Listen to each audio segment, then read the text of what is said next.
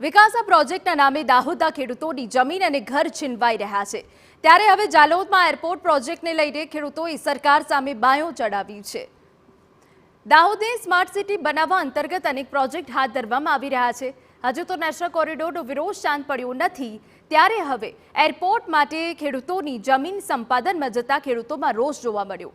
ખેડૂતોને ડર છે કે દિલ્હી મુંબઈ નેશનલ કોરિડોરમાં જે જમીન બચી હશે તે પણ હવે જતી રહેશે।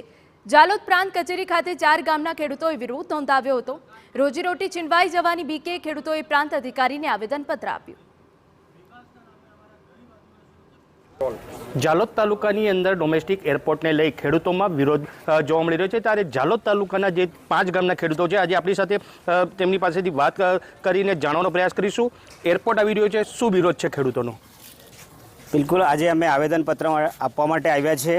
તમામ આગેવાનો સહિત રહી અને આનો વિરોધ કરીએ છીએ। આ ડોમેસ્ટિક જે એરપોર્ટ છે, આદિવાસીઓનો વિકાસ નથી પણ વિનાશ છે।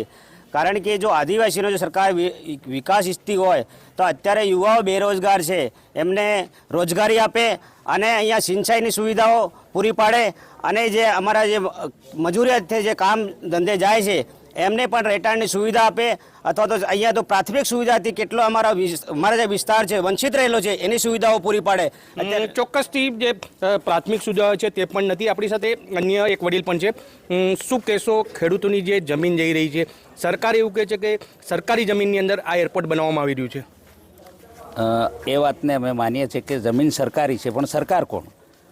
તો જે સુપ્રીમ કોર્ટનું જજમેન્ટ 2011માં જે જજમેન્ટ થયું છે એને આદિવાસી આ દેશના માલિક ગણવામાં આવ્યા છે। તો જમીનના માલિક આદિવાસી છે। આદિવાસીના આદેશ વગર કે મંજૂરી વગર આ માનો કે સરકારે માલિક નથી, સરકાર એક કંપની છે અને કંપની આદિવાસીઓની જમીન હડપ કરી શકતી નથી, સિવાય કે આદિવાસીઓની જરૂરિયાત હોય એ માંગણી કરે તો કરી શકે, બાકી કરી શકતા નથી। અને ખોટી રીતે આ જમીન ઉપર કબજો કરીને ટોટલી આજુબાજુનો વિસ્તાર પણ એ કવર કરવાનો એમનો બદ ઇરાદો છે, એને અમે એમાં સહમત થતા નથી। ચોક્કસથી ડોમેસ્ટિક આપના વિસ્તારની અંદર એરપોર્ટ આવી રહ્યું છે। જો એરપોર્ટ બને તો ખેડૂતોને શું નુકસાન થશે?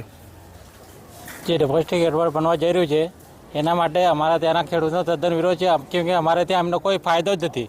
કેમ કે ગામડામાં જે બસો આવતી તે બસો તો આવતી નથી, તો વીમાનો કોણ વેચવાનો છે? એટલે અમારા ખેડૂતો પોતાની જમીનના મૂળ માલિક છે અને જમીન આપવા માંગતા નથી, એટલે વિરોધ કરીએ છીએ અમે। ખોટી રીતે બદનામ અને જમીન વિહોણા કરવા માંગી રહ્યા છો તો આવનાર સમયની અમે ઉગ્ર આંદોલન કરી આ સરકારને આદિવાસી તરીકેનો એક પરચો બતાવવાની અમે તૈયારી રાખીશું।